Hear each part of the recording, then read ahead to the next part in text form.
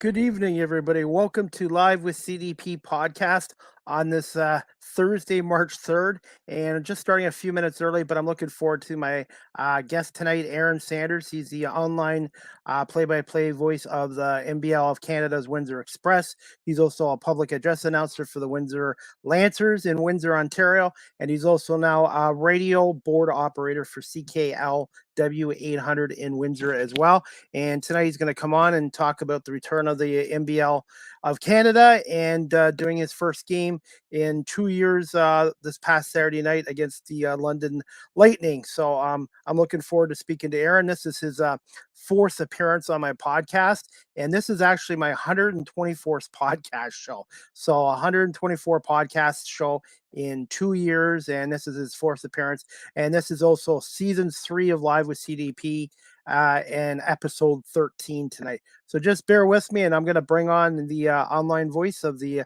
Windsor Express, Aaron Sanders. Hey, Aaron, how you doing? Good evening. I'm doing good. Well, picture this. The magic number is 4. Your 124th episode, my 4th time here. We got to find something else that goes in 4s. They say everything comes in 3s, but let's kick it up a notch. And with inflation and everything going on, everything comes in 4s now, folks. Great to be here, as always. Definitely. And I did put the Express basketball court in the background for you, too.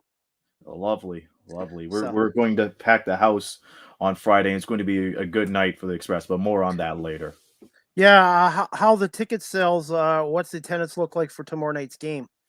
Ticket sales are going pretty well, considering that this is going to be the start of a weekend game. We're going to see 1,000 people, and if I'm not mistaken, the government lifted the capacity limits starting on March 1st. The OHL's doing it, and there's no doubt in my mind NBLC is going to do that too. And this is going to be good for Windsor too. And on top of that, Chris, it's ladies' night for the Express, one of their theme nights. And it's going to be fantastic. If I'm not mistaken, this is International Women's Month too. So it ties in perfectly with that night as well. And what more can you ask for a Friday night than go to an Express game? Okay.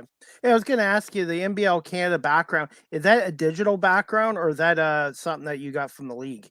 This is real, ladies and gentlemen. If I could get it right there, this is real. Hopefully it doesn't fall on me. I've had that happen before, but no, I'm forever grateful for the league to provide me a banner, because on top of that, I also do other stuff for NBLC. For example, co-hosting their weekly online show, which just uploaded episode number 1 of this season today.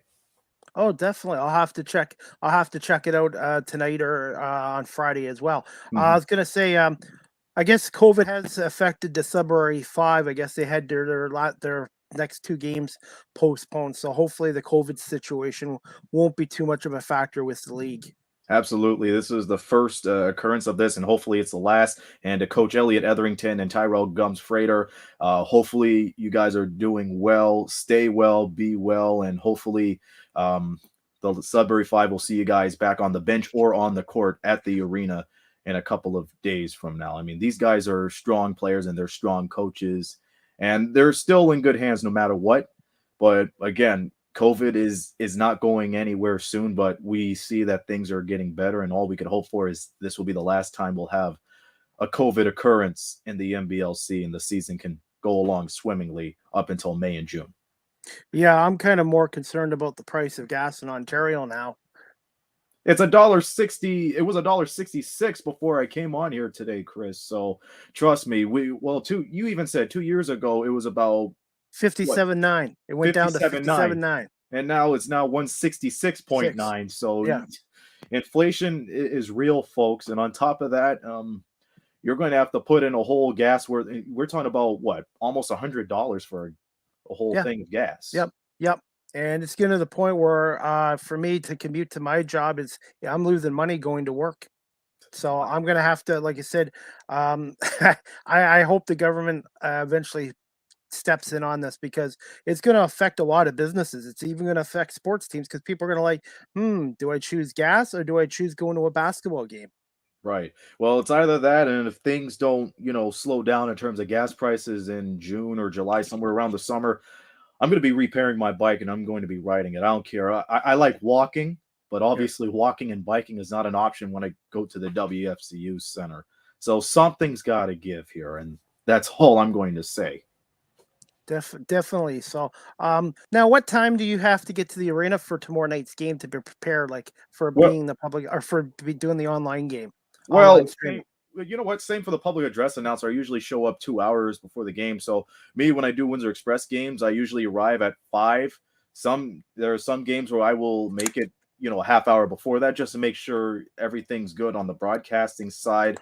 I usually have my notes prepared 2 nights in advance before the game. But if the Express play a back-to-back game, like a Friday and a Saturday game, I go straight home after the game and I edit those stats and make sure they're done in the morning, and I just send it to my broadcast partner. 5 o'clock is a good time because it gives you a chance to become one with the surroundings. But with COVID, there's a lot less to take in because I wanted to do a pregame show, on the floor. We used to do that for years, but I don't want to be a risk to the coaches or the players and everybody else. So we try to stay away from the court as best as we can. Yeah. It's a shame. Hopefully things will get better by near the end of the season so we could do a pregame show on there Yep. again. But it's just a matter of, getting everything done, a half hour before you go on. And you should know yourself, it's Yep. very important that you have the preparation, you do your homework and see, what are the scratches and who's signed, who's going to play. So you got to take all that into consideration when it comes to preparing, and that goes double too for public address announcers. You can't do this on a wing and a prayer and just wing it. You got to I've practice names and get the pronunciations out of the way.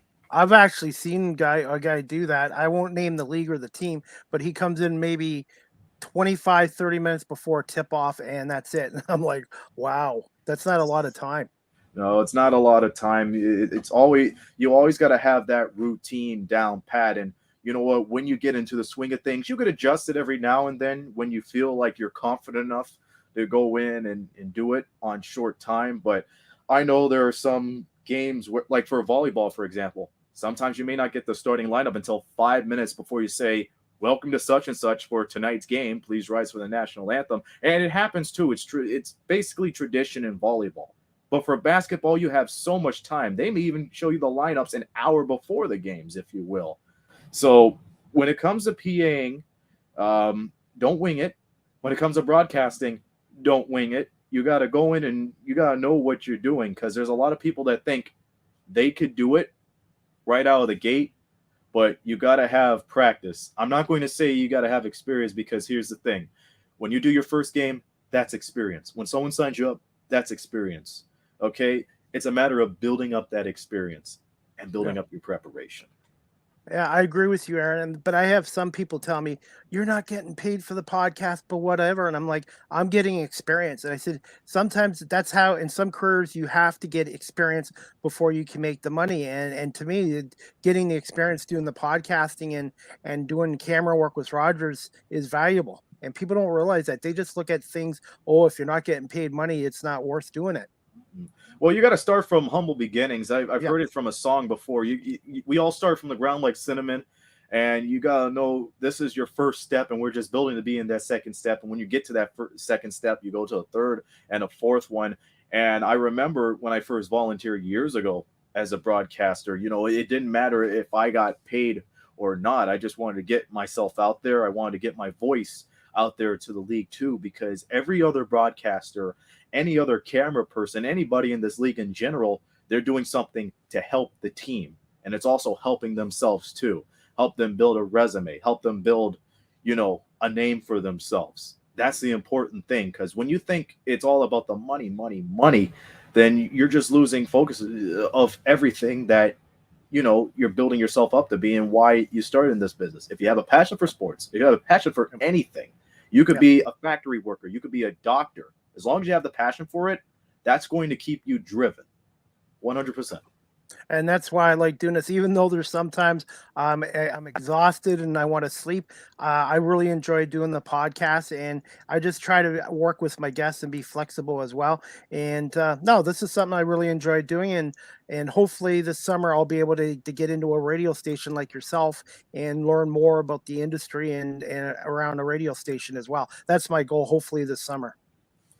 As long as you remain flexible and realize that you can make opportunities for yourself, you're going to be just fine, especially in this generation where you got to be a multitasker. Like, I didn't come in thinking, okay, I'm going to be a broadcaster and that's going to be the bottom line. No, it's like I realized when you're a broadcaster, you're also a journalist because you're telling people what's going on the scene. You're telling people what's happening in the game. So when you're a broadcaster, you're a journalist. You're getting things from your point of view, and you're getting information on the fly too. So you relay that to the audience. That's the beauty of multitasking. You got to make those opportunities for yourself and realize, hey, I'm doing something for either the public domain or for myself, and it's going to keep you grounded, but in a good way, because you realize, you know what, this is the humble beginnings, and you keep on building it. If it's a house, you're building it brick by brick, right? It's the foundation of it. The passion is what the foundation is all about. Definitely, and I've also taken up blogging lately as well. Yeah, and I saw your blog too. It's pretty good, and you made one for NBLC too. And safe to say that the league is off to a good start. I'm sure we'll talk more about that later on in the podcast. But rest assured, week 2 of NBLC. If you would have asked me if we were going to have a season in 2021, I would have said, well, let's hold on, let's cross our fingers and see what would happen. But compare this from 2 years ago up until now, You're huge. it's still surreal to me. It's amazing that the league is still here. I'm glad the league is here. I'm going to support the league until they say, okay, you know what, that you did all that you could. You have other opportunity. No, I'm kidding. But in all seriousness, like, I love this league, and the fact that it's survived for 10 years, it keeps me going, honestly, because this is pretty much my main job and my main opportunity to try to get out there and help everyone else that needs help too in Definitely, this and space. it was nice enough to get your vice president of basketball operations, Audley Stevenson, on, and he was great to come on. Other than the first few minutes with the audio issue, I think our podcast went really well the other day. Hey, you know what happens, and you've done so many live shows, 124 going on to 125, I'm sure, in a few days. We all learned that when it comes to going live, you got to expect some things you know, to break down. You got to have that. You got to think of some worst case scenarios, but you got to work your way through it. If a microphone goes out, you have to improvise. Either try messaging your guest saying, hey, like, give me a few minutes, or if a camera goes out, well, hey, you got a radio only podcast, right? Yep. We always think on our toes, and the fact that you were able to persevere through the audio problems, through everything else, it goes to show, it's like, well, you're a professional yourself. That's the bottom line, because you didn't drop it and give up. You persevered and you still went on with it. Yep, the show's got to go on, and you just tell people what's going on, and then you just get through it. The show's got to go on, and I learned that from a lot of my guests the past 2 years. And Eric Smith said Mhm. sometimes things don't always go smoothly, even with radio shows and like for this industry. Sometimes things technical difficulties happen, and you just got to go with it. That's right, and I agree with Eric 100% on that. Like, we could think of a picture perfect, sentence or spiel to say at the pregame show or when a team wins the championship, but sometimes when we think too much into it, we're going to lose the focus. You got to be in the moment, because if you're caught up on things that you think will work out, then it's just going to deteriorate your chances of Yeah. getting up and up. Because we, as sports broadcasters, we've been taught to think of stuff on the fly and say the stuff on the fly. This isn't predetermined. Okay, not to break kayfabe or anything. This isn't predetermined. That's a wrestling term for you folks Yeah, out there. But definitely. you got to make sure that your mind is live and yourself is live, and you got to become one in the moment. There was one question I forgot to ask. Oddly, I did bring up uh, Rogers TV getting the games on community TV, but I should have also I forgot to ask him this about what is the league doing to promote its players and the league a little bit more to get more people aware of that the NBL Canada is still here and it's still going strong. Well, you know what? I've been seeing a lot on social media about the content they would make, but on top of that, the local newspapers have been making plenty of articles and news stories, like, for example, a local CTV or local Global or the CBC as well, making news stories for this league. And when you add that with the social media and the occasional TV appearances from the local broadcasting network, it's helping the league grow. And I bet you there are plenty of people in either newspaper outlets or whatnot that thought, well, this league is done for because, with the COVID pandemic, it could have been another one of those flies on the wall that fell off the wall and onto the ground. But not NBLC. They've been working feverishly since the pandemic started, since it canceled, games from March 22nd, no, March 12th, 2020, up until February 20th of this year. So the league has still been working, been trying to work on many ways to make sure they adhere to the guidelines of the government, and they have been doing exceptionally well at the point. And with restrictions going up, the sky's the limit for exposure of the fans and exposure of this league. And that was going to leave my first question. Thoughts on the return of the league after a 2-year hiatus due to the pandemic? It's still surreal to me because I had to take a moment before we broadcasted last Saturday, and I'm wondering, it's like, wait a minute, usually in the last 2 years, my mind and myself have been at home waiting for this moment. So the fact that I was able to get off the couch, go to the arena, and call the game, it was a shock. To see fans back into the stands is surreal, but I loved it. The fact that the league is back after, let's face it, there's been a lot of naysayers of this league. Despite what they've said, the league never listened to them. They listened to the people that support this league. Not only me, not only you, but the fans and the other dignitaries of this league. They listened with open ears and they welcomed us back with open arms. So, to say the least, I'm happy that this league is back. It's given me a lot of opportunities league-wide and outside the league too. And you best believe in about 5 years' time, we're going to be talking about this league's 15th anniversary. That goes without saying. Okay, and that leads my next question. What was that? What was it like being on that court or being on the sidelines again as the online play-by-play announcer for the Windsor Express Saturday night against the London Lightning? Were you a little bit nervous or were you excited? How did you deal with that first game in a long time? I never share my thoughts of how I feel or what I say in terms of preparing for a broadcast. I have never done that until now. But to be honest with you, I wasn't nervous at all. It was strange to say that, and I've said that to a couple of people. When I do these games, I don't feel no nerves. I don't feel no intensity. I'm excited to go out and tell the people what's happening on the court or what to expect in these games. It felt great. It still feels weird because of the restrictions and the guidelines we have to adhere to because of COVID, but we've adapted to those guidelines over the last 2 years, so that was nothing to me. But it was great to be back in the arena. The moment I went inside the media booth and prepared for this broadcast, you could feel the excitement, the fans coming in, the teams warming up. Honestly, this is something that we've been waiting for a long time, and I'm not the only one that was able to bask in it. Trust me. If you watch the game either in person or on NBLC TV, you could see that it was back. I'm glad to be back. I'm honored, honestly, because 143 games it will be for me for the NBLC tomorrow night. And the fact that the first game back was against the former team that I used to broadcast, in addition with the Windsor Express, well, it's good. It's a 401 rivalry. What more can you ask for than a comeback season starting with one of the hottest rivalries in the NBLC? Yeah, and I was gonna say I talked to Audley about possible expansion, and he all he could say is they're looking at getting a fifth team. I didn't really get into are you guys going to continue this arrangement with the TBL next year? I figured they'll do it for this year, and then they'll just see how things go in the 2023 season.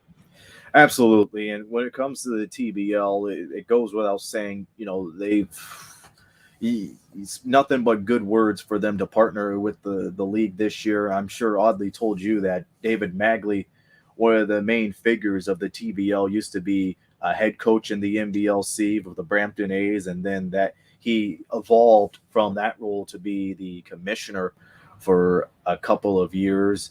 And it goes to show, like, connections, folks. It'll help you. They'll scratch your back and you scratch theirs, and it helps out in a big way because TBL, there are a handful of players in the NBLC that came from the TBL.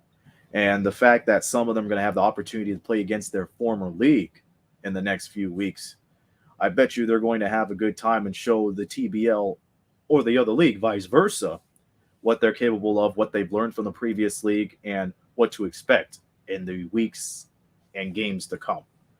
Now the rules in that league are similar to the NBL of Canada.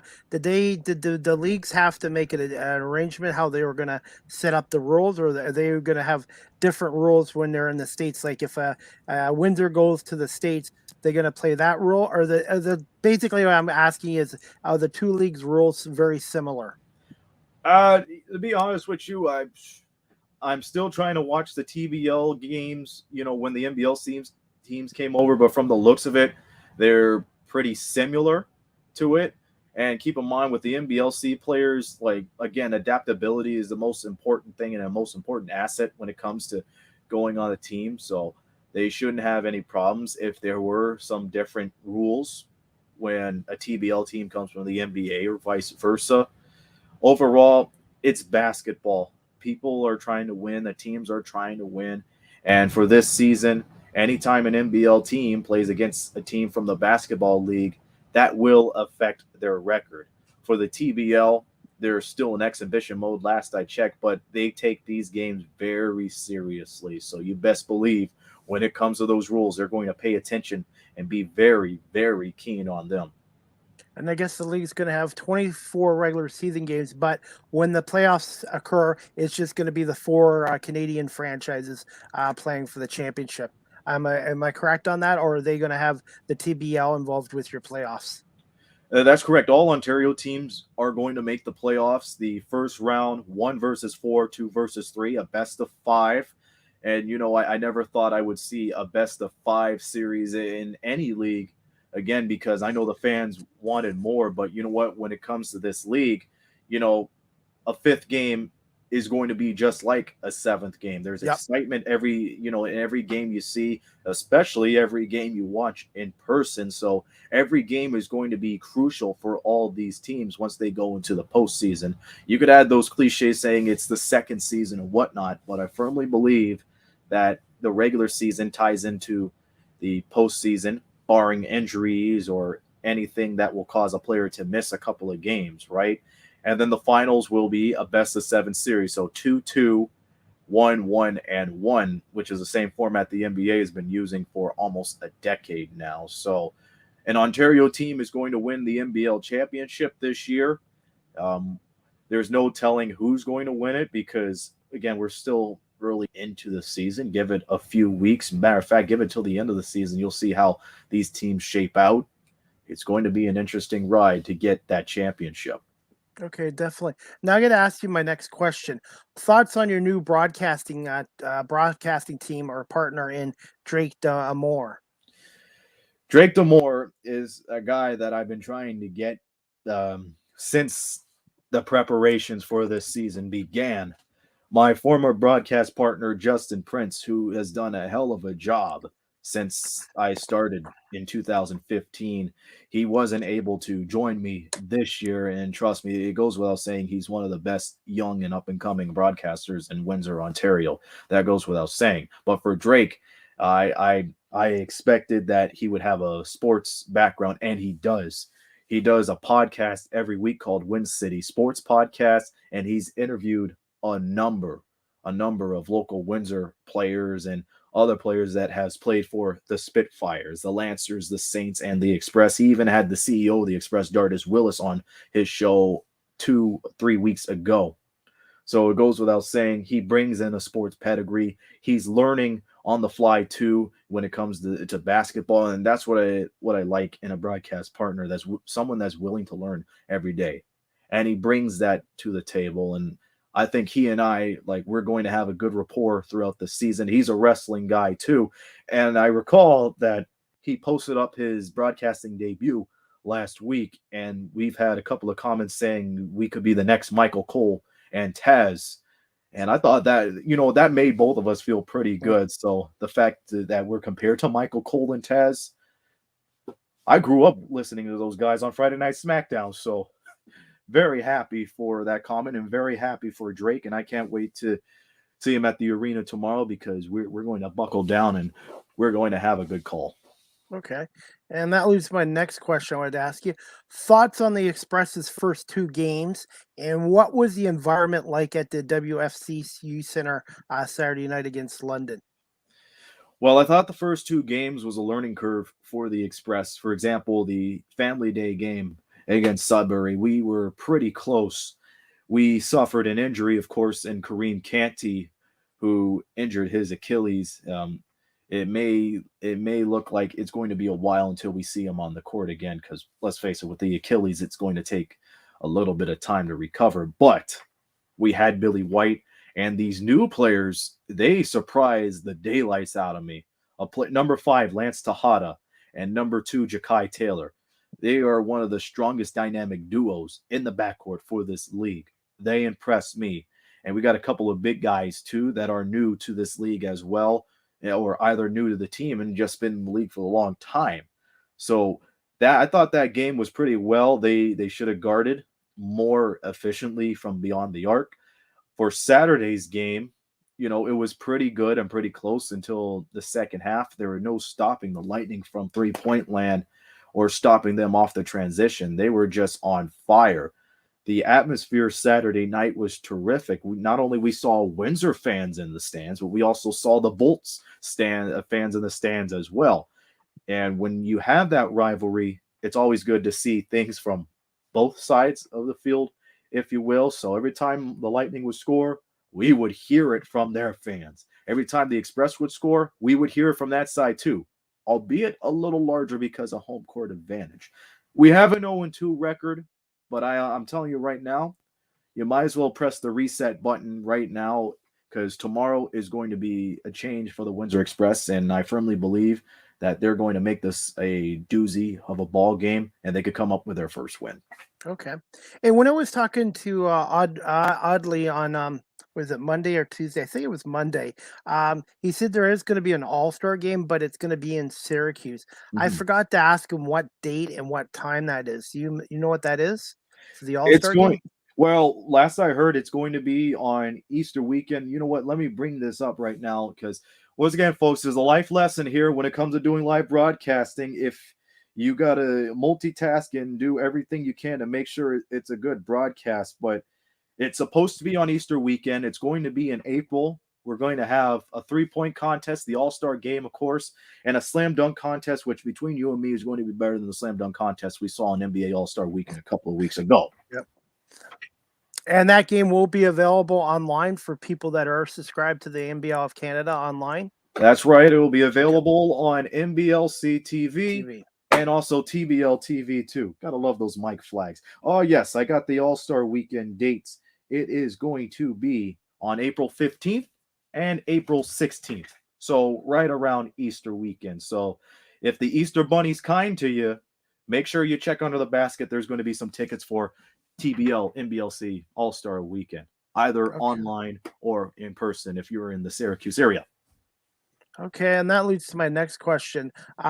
Who are some of the other Windsor Express players to watch out for this season, and maybe on the London, Sudbury, and Titan squads as well? Well, let me speak again on Lance Tejada and Jakai Taylor. They're going to be a fearful duo in the guard scene for the Windsor Express. I never realized how high Jakai Taylor could jump up until he made a putback jam on Saturday night. And Lance Tejada, he's basically a Swiss Army knife on the court. You got to be a Swiss Army knife on the court when you are in the guard position because you're running the plays, you know the plays, you're making sure you're going through the screens on the pick and roll, and you're just improvising on the spot.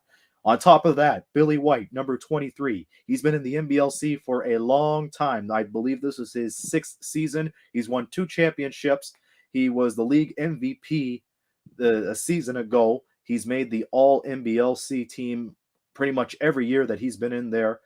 And it brings that veteran experience to the Windsor Express. So when I heard that the Express picked up Billy White, my mouth was on the ground because I had a feeling that they were going to get someone big, and there's no one bigger than Billy White.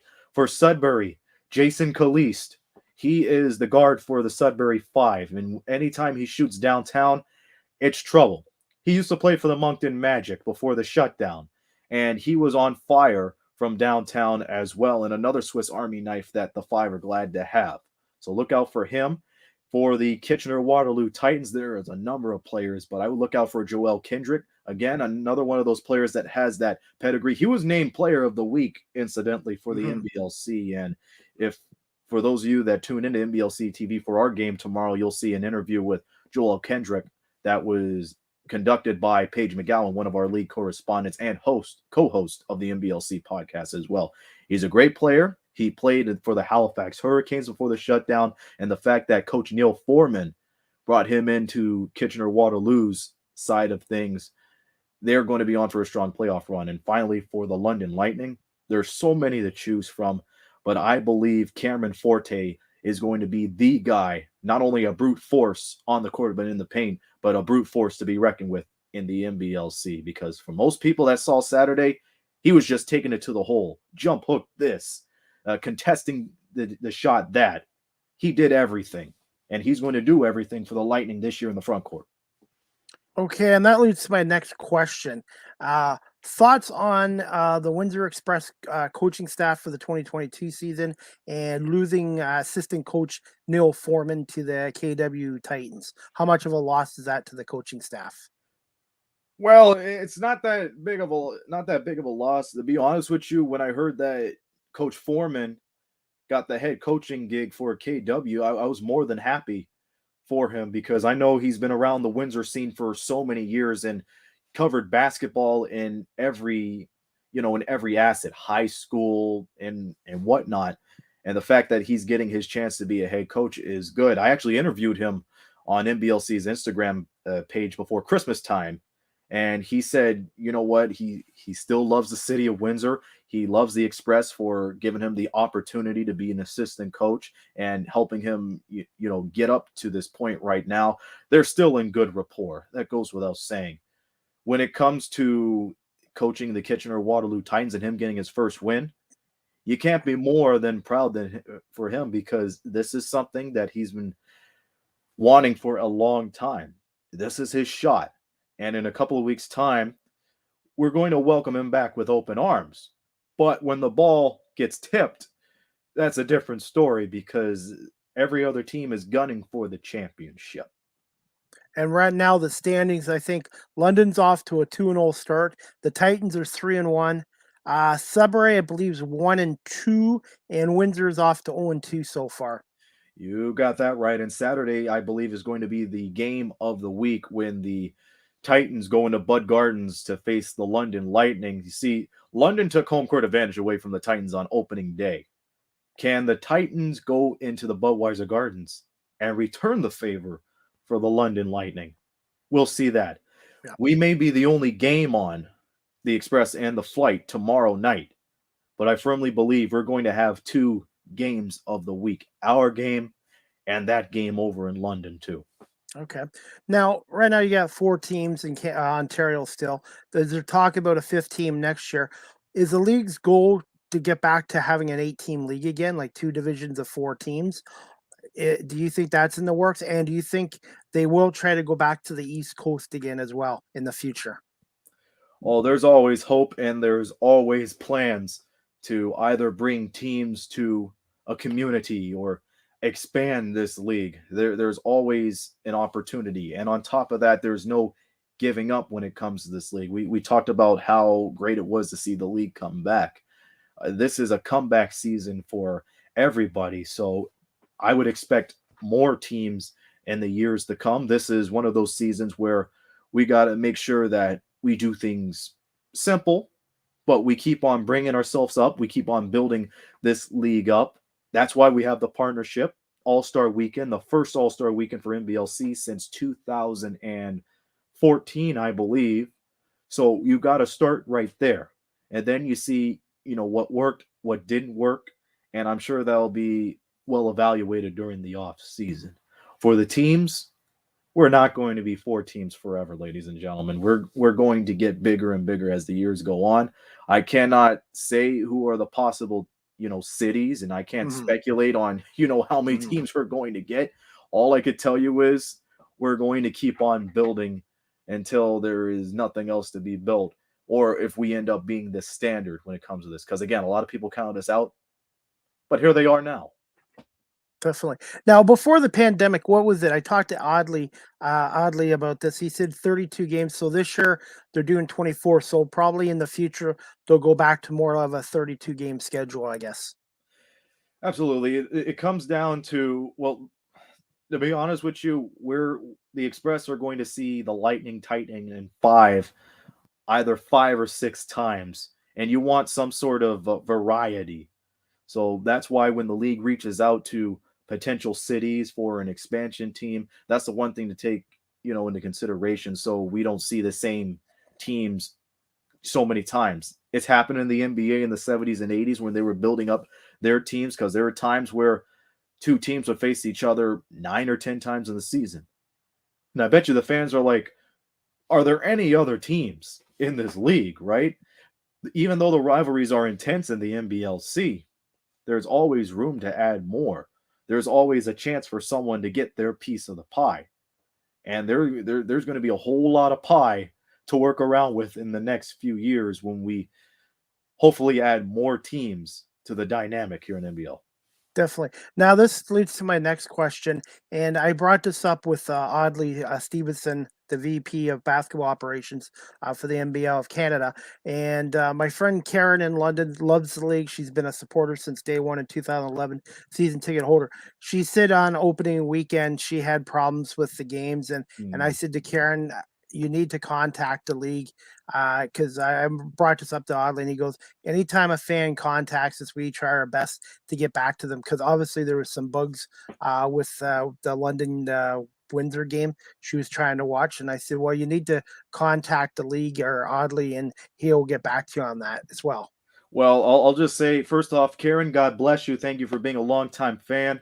I used to do the Lightning's home games from 2015 to 2018 and doing the Windsor Express broadcast at the same time. So I'm sure that name rings a bell along with Kathy, Jessica, Angeline, Dave, and all the other hardcore fans for the London Lightning.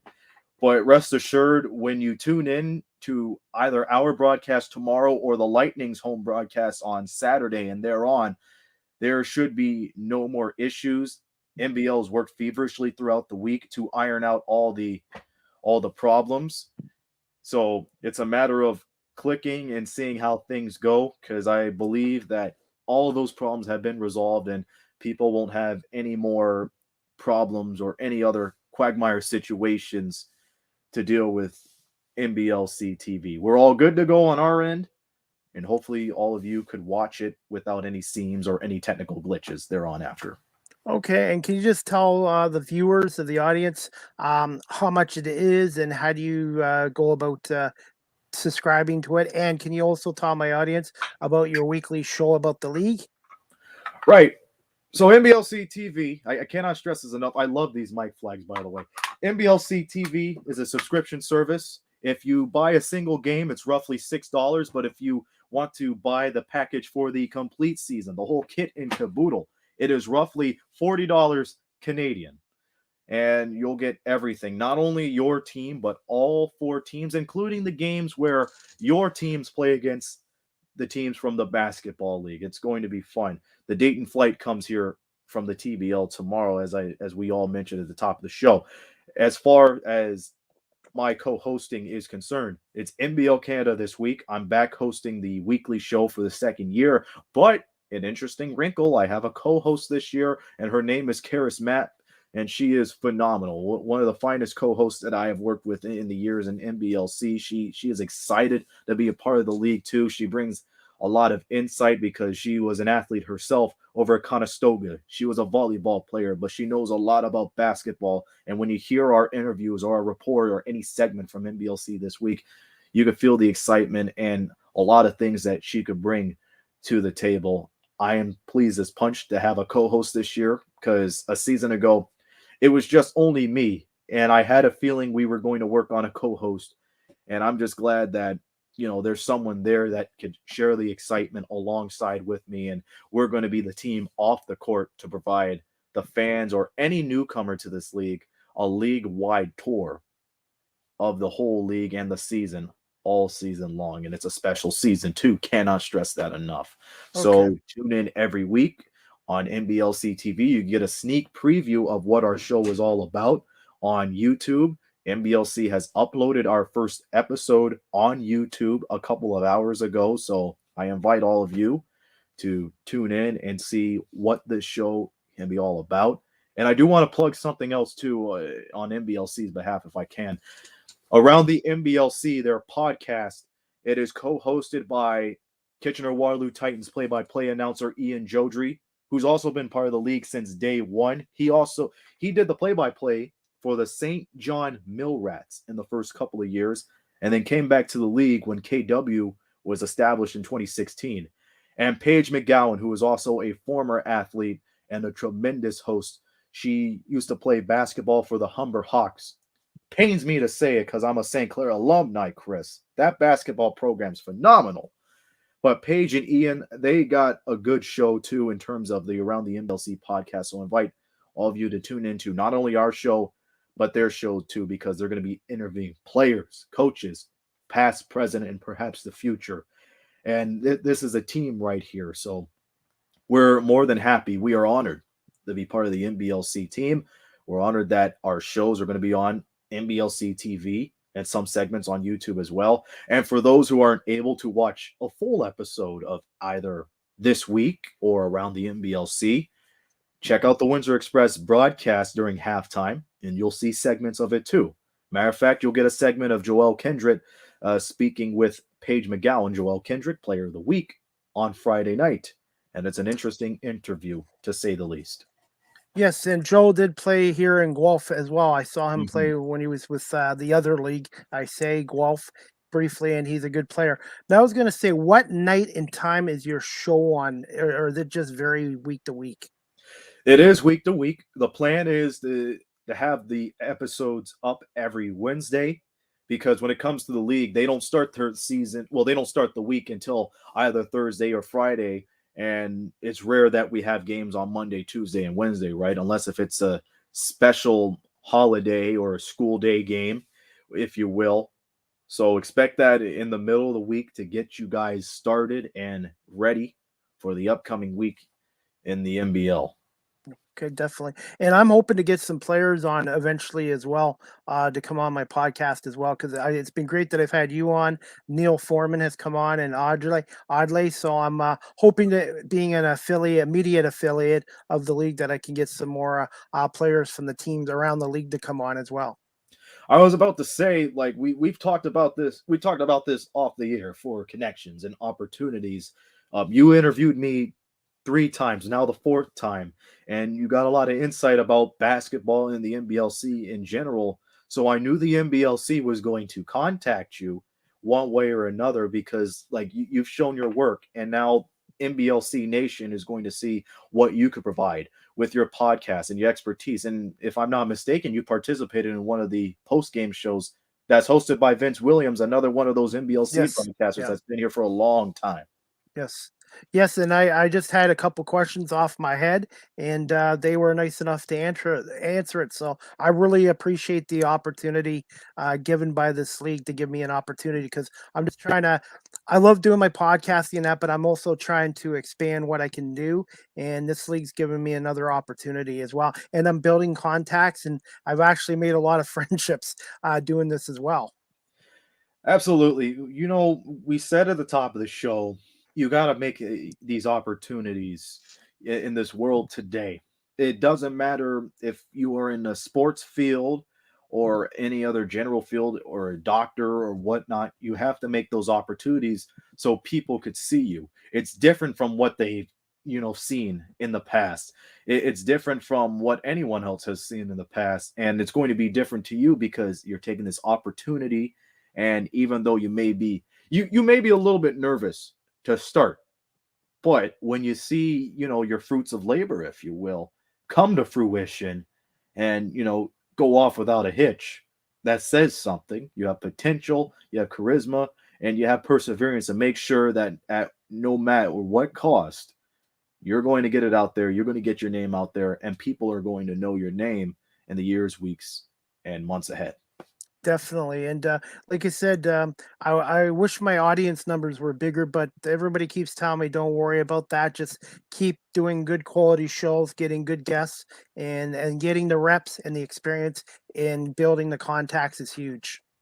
And I've worried about that in my first season too. When I came in 2015, I was the youngest broadcaster in the league at the time, 20 years old, 2 weeks younger than my broadcast partner, mind you. And I'm still the youngest broadcaster in this league today at 26, going on 27. When you look at it, and the first thing that I learned about, in terms of getting my name out there is it's going to take time. Take the criticisms, if you will, take the positives too, and accentuate them to the best of your ability. Sometimes criticism could be good. You just got to have a thick skin to take it and realize, look, they're trying to help me out, so I can't just say, oh, I'm going to do this by myself and nobody could stop me. There's a lot of people that had experience before you, before me, before anybody that comes into the scene, green beneath their gills, if you will, but they know what they're talking about. And if we listen to like everybody that wants to help us out, it's going to make us a better us. And they'll get better because they realize like they have the patience and the time to help us out.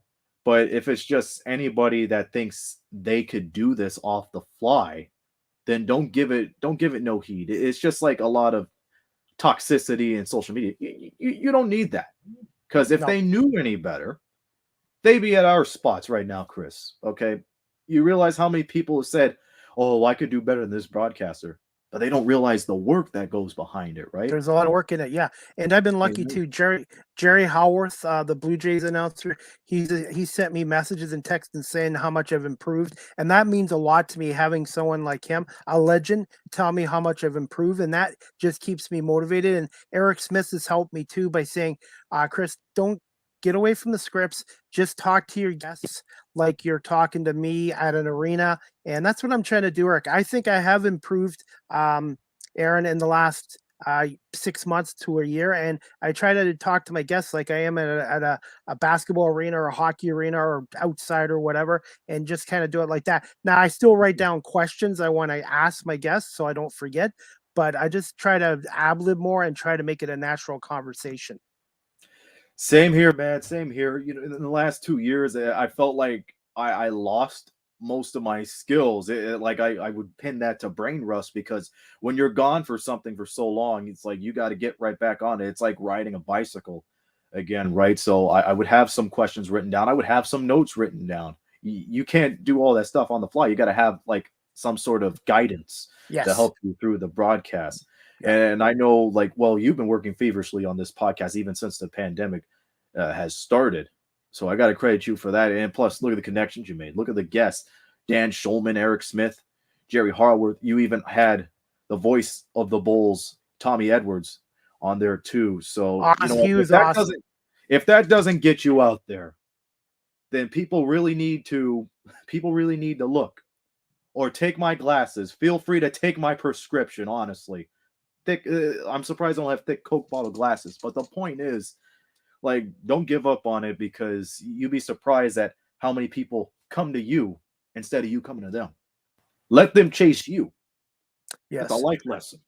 I've had some rejections for other networks so far, but you know what? I'm not taking it personally. Things happen for a reason. So you know what? Maybe they didn't feel I'm ready for their network. That's fine. I just gonna keep making my podcast as good as best as possible and just keep moving forward and don't take anything personal. And that's something I've been learning too. Don't take rejection personally. Use it as motivation to keep improving. It's kind of hard to take rejection when you have all those key sports broadcasters on your show over the last 2 years. So you got something to grow on each and every day and every episode. Honestly, it helps you out when you get that kind of advice. And again, Eric was right. Talk like you're talking to a friend or anybody at the Yep, pub or whatnot. It makes the broadcast much better, and it shows people it's like, hey, you're loose, but your stuff too. It's like you got a passion and you got the attitude. And that shapes up a podcast or any other sports show or any other thing that you work on, whether if it's at work or off work. yep. And one thing I'm learning too, I had Jack Michaels on from the Oilers last week. He told me he Mm. could only come on for 20, 25 minutes. So I basically went through all my questions and highlighted the ones I wanted to ask to him, and I kept them that time. So when somebody asks me 20, 25 minutes, I'm like, that's great. And I kind of audible to accommodate them. So that way in the future, he's like, hey, I told this guy I could only come on 25 minutes and he kept me 25 minutes. I wasn't going to keep somebody an hour if they could only talk for 20, 25 minutes. Whatever time my guest can give me, I just work it out. And if it's like 20, 25 minutes, like I just said, I just basically highlight the one questions I really want to ask. Mm. And, at the end of the day, we consider ourselves lucky to have that opportunity with either a Jack Michaels or a Dan Schulman.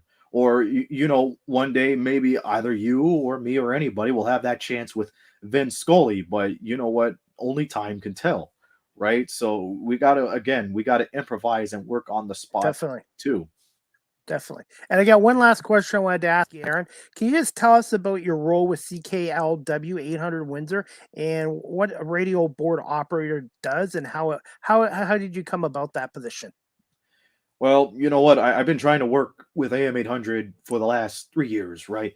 So I saw a radio board operator position in the summer of 2019. So I applied for it, knowing that I had no experience with radio. Like St. Clair, St. Clair College, the Mediaplex, they usually do a news radio show, for marks and to get people that kind of experience. So I thought I could go off of that.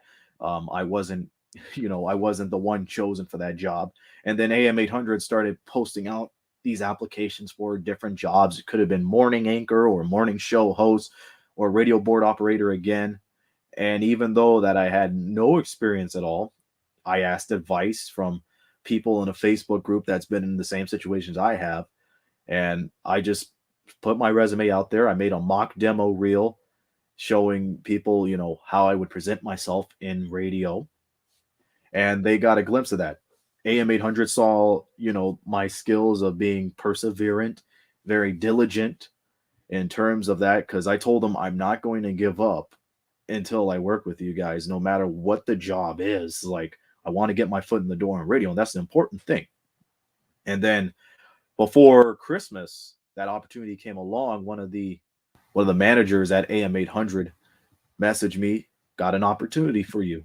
Will you take it? Absolutely. So I started work at the beginning of the year, right at the beginning of the year, mind you, and it's been great ever since. As a radio board operator, you make sure the shows go on the air. There's no dead air. You make sure you time things out perfectly so a show could go in or go out at the perfect time. There are some days where I would produce the Windsor Spitfires broadcast with your friend Beller, Steve Bell, and Manny Pava for those home games as well. So we make sure they go on the air too. We make sure the commercials are played and everybody is able to hear the good things in terms of what's happening in the Spitfire games or any other programming that we have on there. Because when people hear the word radio board operator, I bet I know what they're thinking. It's all about pushing buttons. No, it's not. Timing is everything. You make sure you get work done.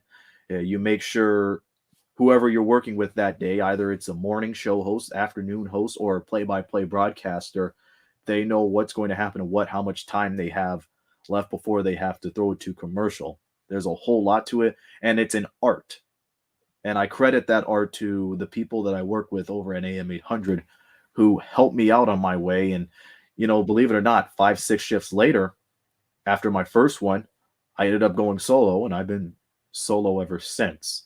That's what it's all about. So not only working at AM 800, I got the Windsor Express, working for the NBLC, and the Windsor Lancers, which I haven't gone into detail in terms of public address announcing yet in this episode. I think I've had in recent appearances, but my cup runneth over. And honestly, if you would ask me if you're going to be busy for 2022, I would have thought people were like off their mind because this pandemic has thrown a lot of curveballs. But I'm glad that curveball ended up being a fastball, and I was able to hit one out of the park. Okay, that was great, and I was like I said, and people don't realize too, behind the scenes, everybody talks about the announcers like Steve Bell and Larry Malott, but you need the guys that do the radio board operators to make a broadcast successful. It's like with Rogers TV. Mm-hmm. It doesn't matter if you're a camera operator or you're the audio IT guy. Everybody has a job to do to make a broadcast successful, and your job is just as important as Steve's is announcing the game as well to make a good broadcast. If there was no me or anyone that's supposed to do the spits games or make sure everything times out, there would be no station. It'd be nothing but dead air. We are a team. I can't take credit to everything that I do because I always believe it's like my family got me here first of all. And then my friends and family, help me get the motivation and the courage to do something out of my comfort zone. And then my connections, they help me get to where I am today. So it's a team effort, no matter how you look at it, and no matter how you slice it. When you have that team mentality, you're going to go far. There's no I in team, of course, right? Definitely. And I'm going to let you go, Aaron, but just again, tell us about the Express game tomorrow night and where can my audience find you and the NBL of Canada on social media and websites? Okay, tomorrow night, ladies and gentlemen, the Windsor Express are playing host to their first TBL team of the season, the Dayton Flight. They're from Dayton, Ohio. Of course, it's going to be a nice matchup, if I say so myself. And also, if you are in the Windsor area, tickets are still available at windsorexpress.ca or WFCU Center. You go to their website too. The tickets are still available. And it's also ladies' night too, which I guess I could read what they have in terms of sales right now. Bear with me. Ladies' night and a ladies' night out, you could get 4 tickets for $60 if you purchase 4 sideline tickets for $60. The promo code, the password is ladies. All right. So if you're in the Windsor area, be sure to come on down to the WFCU Center and support the Windsor Express and on ladies' night as well. You would also catch that game if you are unable to make it to Windsor. Watch it online on NBLC TV. And you could follow me on social media at A Sanders Windsor on Twitter, or you can also follow me on Facebook. Also on Instagram at aaronsanders.frostfather. You're going to see some of my suits or what I do off of work, or sometimes if I go to the pie factory. That's right. I like pie. Lemon meringue is my favorite. Okay. Blueberry pie. You know what? Blueberry is a good one too. I think we have Riverside Pie has a blueberry pie out for one of their flavors of the month. Yeah. And for NBLC, just catch Karis Map and I on NBL Canada this week. You can see that on NBLC TV as well. You could also see the sneak peek of the show with its first episode of the year on YouTube right now. Other than that, I will see you guys at the St. Denis Center for Windsor Lancers volleyball or the WFCU Center for Windsor Express basketball in person. And I will see you in social media in general. I'm not that hard guy to find. All right, Aaron, I'm going to let you go, but I was going to say we both have a busy night tomorrow night. I'll be behind the camera for Rogers TV, and you'll be behind the mic for the Windsor Express. That's going to be awesome, and I'm going to be behind the mic with Drake Demore too, and I think he's going to have a breakout game right behind the mic too. So hopefully that goes well. Hopefully the Storm picks up a couple of wins too. I mean, I'm a Spitfires fan, obviously, but Yeah, you know what? If the Guelph Storm could get up there in the top 4 or have a fighting chance, then there's no doubt in my mind we're gonna be talking Storm Spitfires down the right. road. Right now, they would be playing Windsor in the first round. Windsor's 59 points in fourth, Guelph's in fifth with 55 points. So there's a strong possibility those two teams are going to meet in the first round of the OHL playoffs. There's always something about a 4 versus 5 matchup in any sport that is much more close and much more intense than a 1-8 or a 2-7, if you will. Yep. That's going to be fun, and hopefully that ends up coming to fruition, because I'm still trying to go to a Spits game. I think they have one more home game against Guelph, if I'm not mistaken. I believe so. Yes, I believe so. Well, I got to get down there soon. A matter of fact, I was at the WFCU Center yesterday setting stuff up for the broadcast. I forgot how chilly the arena could be once the ice was out, because Yeah, I used to be in your shoes volunteering on camera for Kojiko's Spitfire broadcast in 14-15, and I forgot you got to double bundle up, or else you're going to be frozen. definitely. So, Aaron, I want to say thank you so much for coming on my podcast for our record fourth time. And I'm going to have to get Pat Gregor from the National Lacrosse League to come on a fourth time. I'm hoping one day to get you guys both on, because he is really good at what he does with the Lacrosse League, and you're really good with what you do with the NBL of Canada as well. And it would be nice to have a sports podcast with two guys like yourselves. Well, I'll be ready for that, and it's an honor and a privilege to be back on here for a fourth time, and hopefully we'll speak again, and hopefully in a couple of weeks or a couple of months come playoff time, because the NBLC has just started its 10th season, and things are going to heat up in the weeks to come. So I thank you, and I thank the viewers out there for being patient with me, because I know I could talk miles a minute. My mom always told me I couldn't keep my mouth shut. That's why I'm in this business today. But God Same bless here. her. Same here too. I love to talk, and I like to learn and ask questions and that as well. So, Aaron, will definitely be in touch with you on social media. And we'll again thank you for coming on season 3, episode 13, and my 124th episode of all time. Always an honor, Chris. Thank you, and you have a good night, and have a good night to you all too. You too. Thanks, Aaron. We'll be in touch. Have a good night, buddy. Thank you. You too. Thanks a lot. Okay. Anyways, guys, I hope you enjoyed my podcast tonight with Aaron Sanders. He's the online play-by-play announcer for the Windsor Express of the NBL of Canada. He's also a radio board operator for CKL 800 in Windsor, and he's also the public address announcer for the Windsor Lancers as well. Before we go, we're just going to show a little bit of highlights from the Windsor London game. This video is courtesy of NBL of Canada, and it's just the highlights from the London Windsor game this past Saturday night at the WFCU Center in Windsor, Ontario. One rivalry matchup of the season. Both teams began the day going back and forth. After the Chris Jones missed triple, Jack Hightailor rushed up the court for the slam dunk as part of a 5-point burst. London quickly bolted back on the board. Terry Thomas drains the layup. Then, moments later, Jermaine Haley strips the ball away from Marcus Lewis, leading to the fast break bucket in traffic to tie the game early. London led 19-18 after one. Then the Lightning ran away. Jones cuts inside for the tough layup. Then, 80 seconds later, Thomas gets separation to score 3 of his 19 points. That was part of a 21-6 run. London dominated the rest of the way to win 115-92 the final. That clip was courtesy of the NBL of Canada as well, and the Express play tomorrow night at 7 o'clock against Dayton as well. And you can check out NBL Canada's website as well, and stuff like that. So again, I appreciate Aaron coming on and talking some hoops. And let's see, guys. I'm just going to let you know I'm working on some more podcasts for next week. But as of right now, next live with CDP podcast to be announced hopefully this weekend. I do have 1 or 2 guests booked for next week. It's just a matter of getting the dates in times as well. So hopefully you'll like those guests as well. I just want to say thank you to everyone watching this live on my YouTube channel. Please subscribe if you haven't. And thank you to those watching on Facebook Live and Twitter. And also, guys, just to let you know, Live with CDP podcast, the audio version is downloaded onto Google Podcasts, Anchor FM, Apple Podcasts, Breaker, Pocket Casts, Radio Public, Spotify, Castbox, and LinkedIn.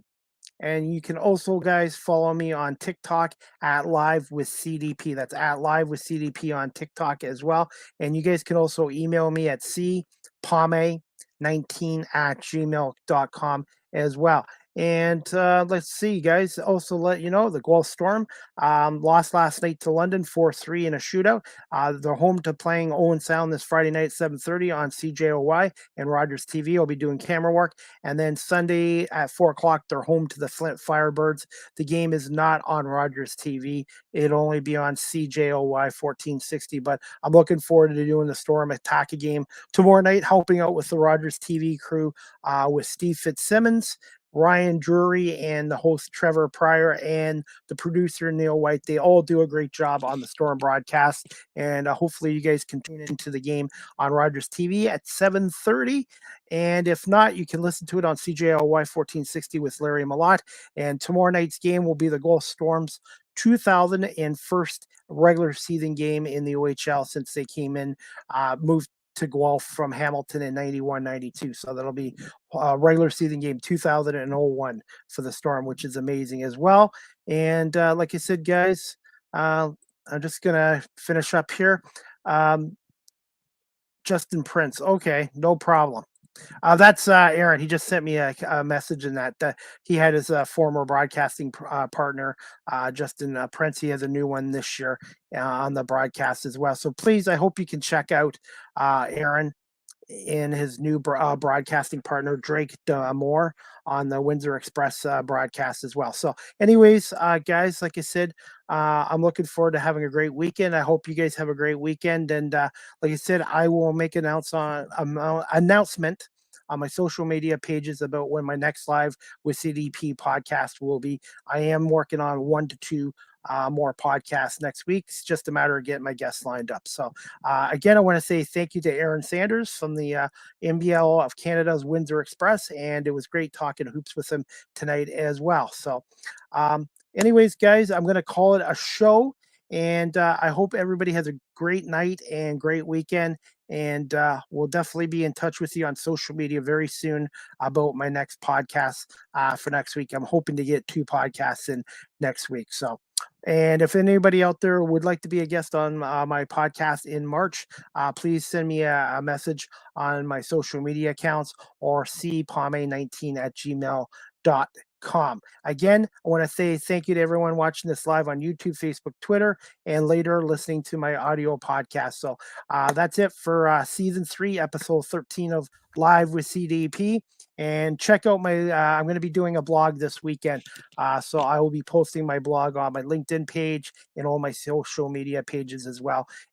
So, and we'll maybe, hopefully I can get a guest on next week and talk some Major League Baseball as well, as it's looking like Major League Baseball season isn't going to start up right away, or if all in 2022. So, all right, guys.